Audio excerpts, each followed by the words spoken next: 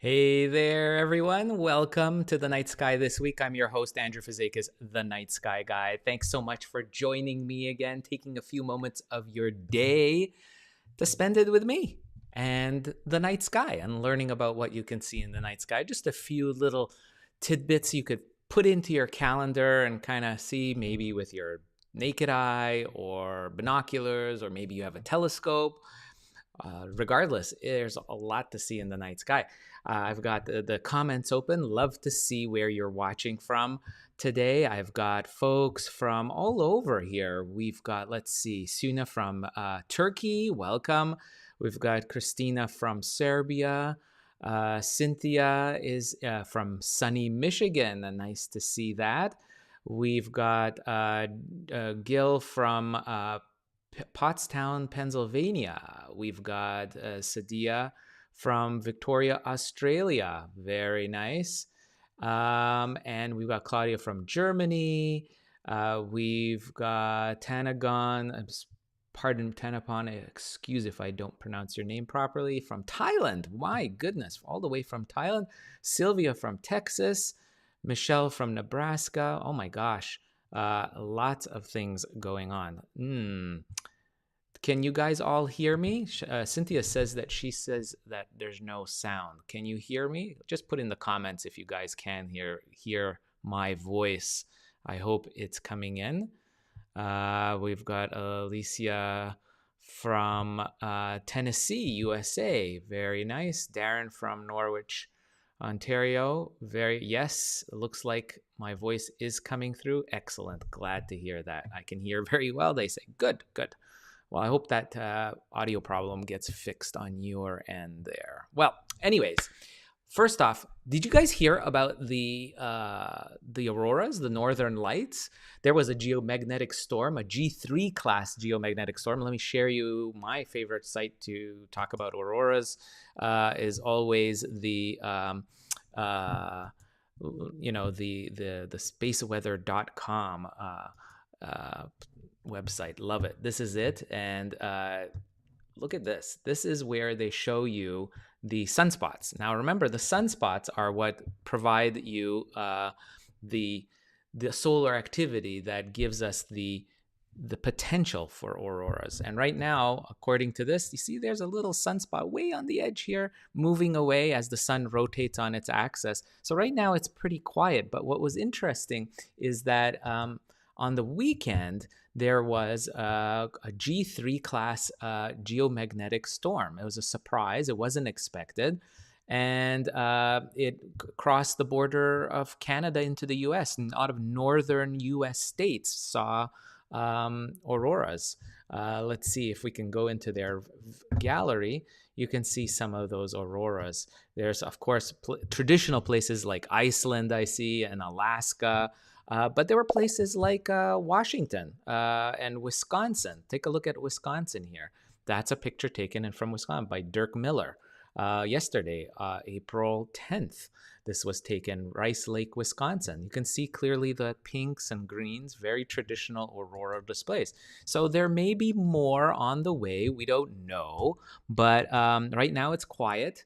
There's no storm activity. It's subsided, but this is the time in northern springtime in the northern hemisphere where we can see northern lights. There's more potential for it. So keep an eye open. Spaceweather.com is a good site to keep an eye on. You can sign up for their email notice as well. And of course, I keep an eye out open as well every week. If there's something particular that's interesting that I think is a good potential for folks, most of us to see, the casual sky watcher, the one that's not like watching every second what's going on. Most of us don't. I'll keep an eye out for that. And if there's something, I always try to notify all of you about that as soon as possible. So I just wanted to give a heads up that there was a display. If you heard about it, indeed it's true. There was auroras. Now, here is the sky for tonight. This is basically showing us what it looks like tonight once the darkness falls on April 11th, Monday. And you can see clearly here. Let me see if I can get this in a better Pro. Nah, I don't like that one either. Let's see if I can get it this way. Oh my gosh, definitely don't like that. Okay. Secondary display. There we go. So we'll stick with that. So what you're seeing here is the sky as it appears after sunset. And what you'll notice, our friend the moon is in the southeastern sky, right there. And of course, with the moon, it's really nice because it's next to a very bright star. If I make this a little bit darker, let's see if I can do that. Bring in, let's say, an hour after sunset. Look at that. So right away, you can see that star much more easily, right? I mean, you guys can see that, I hope. Let me just make myself smaller there. There we go. Look at that. That's Regulus. And that star is a blue-white star. It's the lead star in Leo. I've talked a lot about that because the moon travels in this part of the sky through the zodiac constellation of Leo regularly on a monthly basis. But not every time it's in Leo or close to Leo is it really well positioned close to the star Regulus, the 77 light year star. It's a really beautiful combination. And so this is tonight, Monday night. This is featured in the southeast. So you'll see that bright blue star. It might not be positioned exactly the way I have it here. I'm in Montreal, Canada. So it is slightly differently positioned for me than it might be for you. If you're in the southern hemisphere, it'll be oriented very differently. But there will be a blue star next to the moon tonight, Monday, April 11th. And that's what you'll see. Now, if we pop over maybe a day later, you'll see it might be even closer. The next 2 nights, Monday, Tuesday, the moon is hanging around Regulus. And again, just a beautiful sight, the two being paired up so well. So I would highly appreciate you guys going out, if you got clear skies, and checking this out, because this is an easy way to learn the sky. By using the moon as a guidepost is one of the best ways to find stars and their home constellations. So this is something I want you to guys do check that out. So you've got that, the moon there. And then if we travel a little bit farther into the week, this is now we're talking on Wednesday. Here we are, we have Wednesday. And you see the moon is at the back feet of Leo the Lion. So it's taking a few days for the moon to traverse this one large constellation. And it is a pretty big constellation in the sky. It takes the moon a few days to glide through it. And then right next door is Virgo. And this is April 14th. So this is Thursday. And then by Friday, check this out. It's next to this bright star right there, Spica. Now, Spica is almost the same brightness as Regulus. Check that out. You'll notice that these two stars. So you're looking low in the southeast after darkness falls, and wait a bit, maybe an hour at least after your sunset, to really look for Spica low in the southeastern horizon. And what's interesting is that Spica, despite it being almost the exact same brightness visually to the unaided eye as Regulus is, it's much farther away. It's actually over 250 light years away. And I can see Suna mentions it's time to time travel through space. So let's look at the sky. Exactly. It is time travel. So you're looking back in time 250 years when you're looking at Spica. And it is the same, almost the same brightness as Regulus up here. So what does that mean for Spica? Spica is so much farther away. It's same brightness as Regulus, which is 77 light years away. It means Spica is a much more powerful star, inherently much more energy in the star, packed into that star, and it's much brighter inherently. So despite it being so far, it appears as bright as Regulus. It means it's a powerhouse of a star, and truly it is. It's a monster star, many times larger than our own sun, and burning much brighter. That bluish light is indicating it's burning at a higher temperature, maybe somewhere around 20,000 degrees Celsius as opposed to 6,000 degrees Celsius for our sun, for instance. So that's why our sun is a lower temperature, therefore it has that yellowy color to it, as opposed to this very distinct, beautiful blue diamond at the low end of the sky in the early evening. Now, if we continue with the moon, that's we've got Saturday still down there, and by Sunday, there we go, the moon, let me just go a little bit more in the evening. You'll see it's in the constellation Libra right there.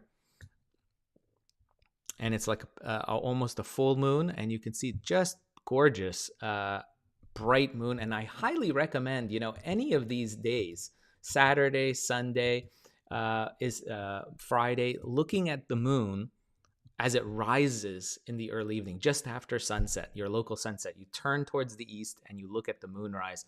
It's just absolutely fantastic. And a little tip, there is going to be a lunar eclipse next month in about 30 days, actually, on May 15th, 16th, there will be a total lunar eclipse. I'm actually writing an article for National Geographic on this. I'll be posting all the information, a complete viewer's guide of how to see it. And of course, stay tuned to my live stream here, and I will give you some detailed information on who can see it, what part of the world, and how best to enjoy it, okay? And the timing, of course, is when to watch it. Very important. So really good stuff. I've got folks, Sean from Trinidad joining. Hello. Luis from Mexico is here. Jean is here as well. Nice. Thank you for joining me. Vance from Brantford, Ontario. Lots of folks from here, from India. We've got folks from India joining in as well. It's really neat. Oh, very nice. Steven says, hey, new to you, and the rest of Southern Nevada will follow soon. Very nice. Thank you very much, Steven. I love more sky watchers we can get to look at the sky, the better. And I'm here just to give you a guide to some easy things to see. Now, it's not just the evening sky. We've been talking about, by the way, before I continue to the early morning sky, last week and the week before, we were talking about deep sky objects. You'll notice that I'm not really talking about it this week because the moon is in the evening sky. You can see it is really there, and it's evident in the evening sky, and this week is not the best time to see deep sky objects. I'm pointing to some stars that the moon is passing by, but galaxies and things like that are all in this area, by the way. This is, if you were tuning in the last couple of weeks, this is the corridor for galaxy hunters. But because the moon is right there now, really not the best time to see galaxies. Just too bright, the glare of the moon. So we focus on the moon this week, really the travels of the moon through the different constellations, the brightest stars, learning some of those, and then we'll dig into some of the real deep sky objects like galaxies, star clusters, and nebula when the moon is out of sight. And so really, not just the evening sky has some interesting things. Look at what's happening in the early morning sky.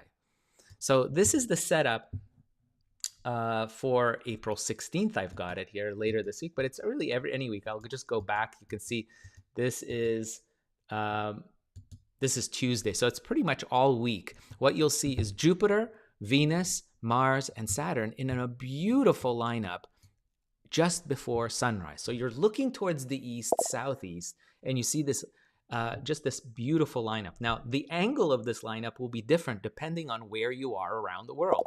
So if you're closer to the equator, or in the southern hemisphere, it'll be at a more higher right angle, this view. So it'll be pointing straight up that line almost. But for me, at 45 degrees latitude north of the equator, this is my view here from Montreal, Canada. And it's just gorgeous to see these 4 planets lined up. Now stay tuned, because later this month, last week of April, we'll see a grand conjunction where we'll have Venus and Jupiter, you can see them here, getting very, very close. And if you go this week, you'll see from day to day, you see how they're getting closer? Venus and Jupiter, these 2 planets right here, they will actually converge. And on the end of the month, April 30th and May 1st, the 2 will almost appear to be touching to the naked eye. Very, very close. And you can see them both in Venus and Jupiter in the same field of view of binoculars and telescopes. It'll be spectacular. And before that, on April 27th, I'm giving you a preview here. We'll talk more about it. Look at that. The moon will join on April 27th, this beautiful pairing. And it'll cause this nice triangular formation. April 27th. Mark that on your calendar. It's an early morning. This is before sunrise, so you got to get up and out looking at this probably an hour, 45 minutes, at most 30 minutes before sunrise, before it gets too bright to see these planets. Mars and Saturn up here particularly are much fainter planets, and you need a darker sky a little bit earlier in the morning. So like here, you can see if I magically kind of go backwards in time and go about an hour before sunrise, this is what you would see. See, much easier to see the colors of Mars. See, it's orange and yellow, creamy colored Saturn up there. Venus and Jupiter are very bright. And of course, the moon joining it will be spectacular sight. So this is going to be a spectacular sight, this trio, on April 27th. I'll talk more about it. There's a Beauty Without Borders photo campaign run by Astronomers Without Borders that I work with. I highly encourage you guys to go there. I'll put a link to this campaign that you can submit a photo to, and there'll be a nice photo gallery from around the world that Astronomers Without Borders is collecting. It's all for Global Astronomy Month. If you haven't participated in Global Astronomy, check it out. There's lots of events. I'm hosting many events for AWB on their channel, and you can check some of that amazing astronomy educational talks that are going on all month long. So with that, wow, that's a lot of stuff, going on in our skies. Now, if you're interested more in learning about some of the things that I talk about every week on my show here, I've got a book. My book is called Backyard Guide to the Night Sky. It's published by National Geographic, my publisher. Fantastic outfit. As you know, if you know National Geographic, beautiful pictures, great maps. They're amazingly strong in maps. And I've developed some real special maps to guide you through the night sky. So Backyard Guide to the Night Sky, it's available wherever books are sold and your favorite bookstore, or of course, I'll go online on Amazon and you can order it from Amazon wherever you are. It's a fantastic, considered one of the best sellers on Amazon right now. And it's really fun. It's just a great book that I've put together using all my experience over many, many years of doing astronomy everywhere. So if you like my videos, if you like what you've seen, I'd love to have your support. Please like this video and subscribe to my channel, whether you're watching on YouTube, Facebook, or Twitch. Just sign up and you won't miss my next video. I come out every Monday here on doing a live stream talking about the night sky this week. So I hope to see you, and you'll find me on my handle, The Night Sky Guy, on all social platforms that that are out there, like Twitch, LinkedIn, Instagram, Twitter. I'm all over the place there, and I'm sharing as many different things about the night sky as I come across. So with that, thank you so much for spending a few moments of your time with me. I'm Andrew Fazekas, the Night Sky Guy, your guide to the night sky every week, every Monday. And I'll see you on the next video. Until then, clear skies. Bye-bye.